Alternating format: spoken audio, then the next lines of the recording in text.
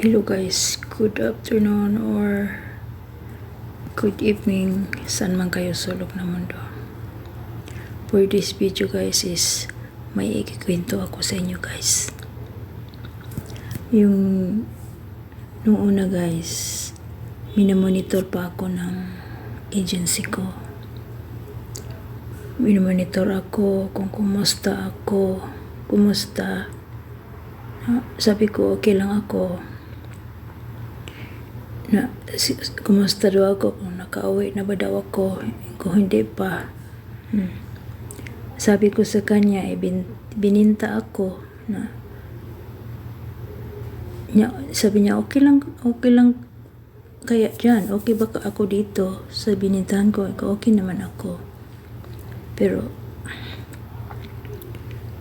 hindi lahat libre. Sabi ko, ngayon guys, mag-ano na ako. Malapit na mga 1 year, hindi na nila ako kinakumusta. Ang last naming pag-uusap is, ang sabi ko is, bumalik ako sa agency. Madam, ma'am, balik ako sa agency. Ang reply naman sa akin, tapos naman ang kontrata mo, matagalan ka lang doon. Kung madam, paano ito madam, hindi nila ako bilhan ng ticket. Tapos mula noon hindi na sila nakano sa akin, hindi na sila nagano ba na kumusta sa akin, ano nang lagay ko dito sa lahat ng batch namin guys. 2 na lang kami ang hindi nakauwi, ang iba nagbalik na sila. Pero sila, balik manggagawa. Yan guys. Yan sila. Di na nila ako kinukumusta ng taga-agency. May mga kaibigan akong umuwi doon. Sabi niya mag-apply daw siya. Mayroon mo daw akong kakilalang agency. Doon sa amin, sa agency namin sa around the world kasi tumatanggap sila ng overage na ba. Nagpunta siya doon. Pagkatapos punta niya doon, hindi daw siya tinanggap. Kasi ang inasikaso nila ang yun ng mga may mga amo na. Kasi noon daw COVID, malaki daw ang nila, malaki ang lugi. Kaya sabi ni Sir Bong OFW, ang isang OFW kapag hindi pa nakauwi, sagot yan ng agency, kailangan pa rin asukasuhin. Pero okay lang sa akin guys, nandito ako, hindi pa ako nakauwi. Kasi kung makauwi na ako guys,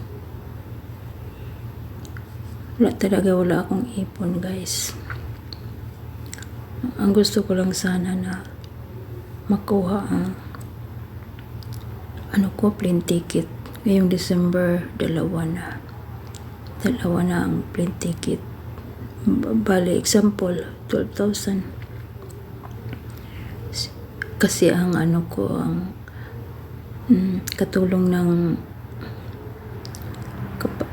ng kapatid ng amo ko, ang kanyang anak is binigyan siya ng 7,500. Na yon, bilong na yon ang indemnity. Okay lang sa akin, bigyan niya ako ng 2 indemnity at 2 ticket ngayong December. Di bali 15,000. Malabo na guys, malabo nang ibigay sa akin guys. Ang kuripot nito, ang kuripot ba, hindi tulad ng dati kong amo guys, is talaga very supportive. Kung anong kailangan ko, bigay agad. Hindi tulad nito, walang pakialam sa akin. Wala talaga. Kung nakakain na ba ko, wala. Iba siya sa ugali ng una kong amo. Magminsan naman magpinsan lang sila. Pero magpinsan na hindi close. Hindi ko nakita nga nagbabanding sila kasi bawal dito magbanding na pinsan. Kundi kapatid lang yan, mga kaibigan. Hindi ko nakita nga nagbanding sila kahit punta kami sa Medina, hindi siya dumalaw sa bahay ng original ko na amo. Hindi ko nakita nagbanding sila. Sabi lang niya daw na ang amo ko daw na original is graduate sa United States of America. Kaya pala expert siya sa English. Very supportive, guys. Doon, grabe, marami doon na mga prutas.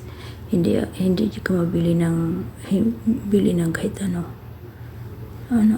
mga manok, daming pagkain dahil magmalingke sila, karton, box sa mga prutas. Hindi tulad dito, guys.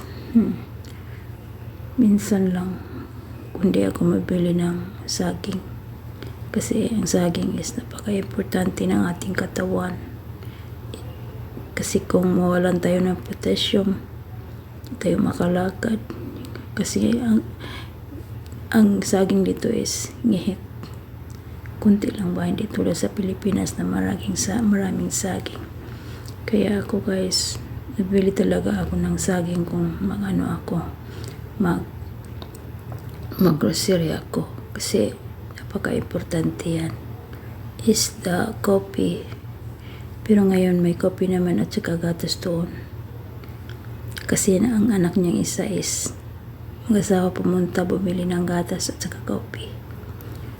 Hindi na tinago ng anak niya. Minsan nakakuha ako, guys. Yan na, guys. Itong amo ko ngayon is wala yung pakialam.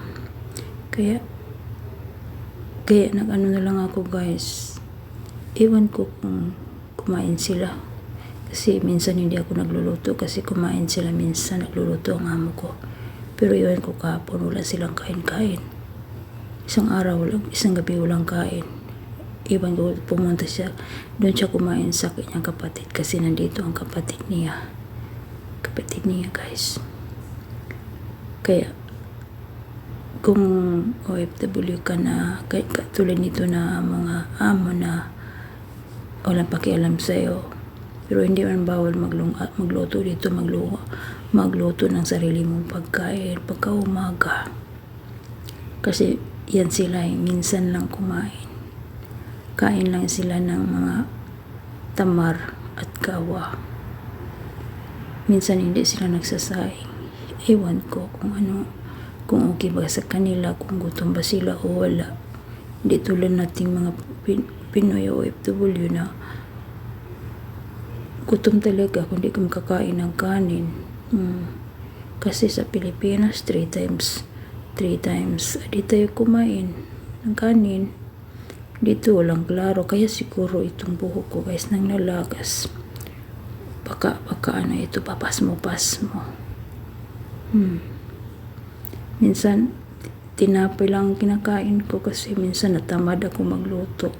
Naghintay ako magluto sila pero wala. Kaya nagluto na ako, guys, ngayon. Takot na ako magutuman. Baka mabaliw ako dito. Kaya, guys, ingat na lang, guys, sa ating mga katulad kong OFW na walang pakialam mga amo. Kailangan magluto tayo, guys. Magluto. May bigas naman, pero ang problema lang walang ulam, walang manok. Pero mayroon namang mga sa kanilang freezer, may mga karne. Pero matagal yan maluto ang karne. Gusto ko isda, madali lang. Kaya, guys, mag-ingat kayo, guys. Huwag kayo mapapasmo.